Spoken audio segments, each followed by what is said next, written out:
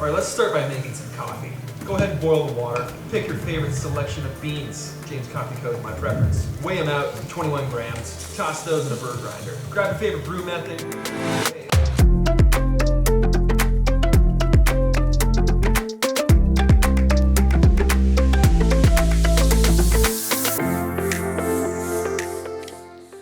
Yo, what's up, moi c'est Matt et bienvenue dans une nouvelle vidéo. J'espère que vous allez bien car aujourd'hui on se retrouve pour parler d'un sujet dont je n'ai jamais eu l'occasion d'aborder sur cette chaîne, à savoir la photo de produit. En effet, l'idée de cette vidéo c'est de vous montrer comment faire une bonne photo de produit grâce à deux exemples. Premièrement, je vous montrerai comment faire une photo de produit avec des produits tout à fait classiques, et en l'occurrence on prendra comme exemple l'objectif qui me filme actuellement, à savoir mon 24-105, et dans un second temps on fera une photo de produit avec de l'alimentaire et plus précisément du whisky, malgré le fait que je n'en ai pas, et vous verrez, il y a une petite astuce. Bref, direction le studio photo. Ok, donc du coup maintenant l'idée ça va être de passer à proprement parler à la pratique. La première chose à faire, ça va être de trouver un endroit, un décor pour faire votre photo de produit. Donc là en l'occurrence moi j'ai décidé de prendre ma table ainsi qu'un fond noir, mais vous n'êtes pas obligé de prendre quelque chose d'aussi sophistiqué.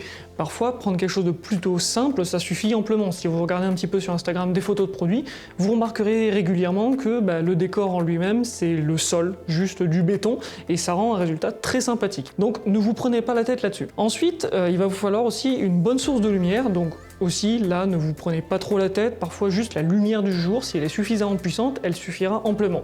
Si vous êtes intéressé par la lumière que j'utilise, vous la retrouverez en description avec tout le matériel que je peux utiliser pour faire ces vidéos. Bref, maintenant l'idée ça va être de passer à la photo en elle-même. La première erreur à ne surtout pas faire, ça va être de simplement poser votre produit et claquer votre photo. Alors oui, en faisant ça, vous pourrez avoir une photo qui sera sans doute convaincante, mais il y a moyen de faire beaucoup mieux avec un simple conseil que je vais vous donner. Donnez du contexte à votre photo. Par exemple, ici, moi j'ai décidé, donc comme je vous le disais, de travailler avec mon 24-105, donc un objectif photo, et bien je vais aller chercher justement des accessoires photo. Donc en l'occurrence ici, moi j'ai pris le sac de transport de l'objectif, son pare-soleil, mon filtre ND, et une télécommande. Vous voyez, ça n'a pas forcément besoin d'être très compliqué, mais l'idée ça va être de donner vraiment du contexte à la photo afin que votre produit ne soit pas simplement seul sur votre photo, de lui donner un petit peu plus de volume. Donc ensuite l'idée ça va être de placer tous ces éléments autour de votre objet. Une fois que vous avez fait ça, il va être temps de prendre la photo à proprement dite. Concernant l'objectif, je vous conseille un objectif qui ouvre au maximum, donc là par exemple moi je vais prendre mon 50 mm 1.8, mais si vous le pouvez, je vous conseille de prendre un autre objectif, à savoir le 100 mm macro f2.8, ce qui vous permettra d'ajouter en plus du bokeh que vous pourrez créer avec cet objectif, un effet de compression qui sera non négligeable et qui rajoutera encore quelque chose de plus à votre photo. Et surtout une dernière chose, prenez votre temps, n'hésitez pas à faire plusieurs photos, repositionnez tous vos objets autour de votre produit afin d'obtenir la meilleure photo possible.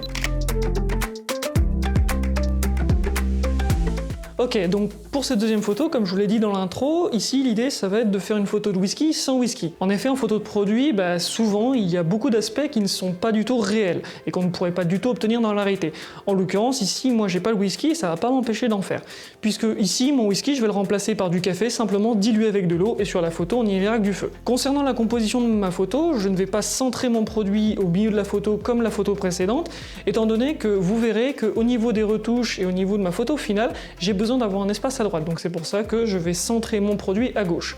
Concernant le contexte, ici on est dans une boisson, et qui dit boisson dit pourquoi pas rafraîchissement, donc je vais mettre à côté ici des glaçons. Maintenant que vous savez tout ça, c'est parti!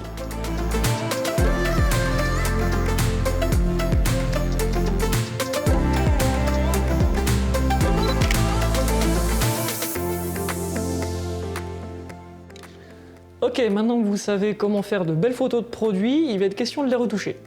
Mais ça, ce sera pour la prochaine vidéo. D'ici là, si cette vidéo vous a plu, je vous invite à vous abonner, mettre la cloche et penser au pouce bleu. Moi, je vous laisse avec une petite séquence de b-roll. Je vous donne rendez-vous dans une prochaine vidéo. C'était Matt, salut!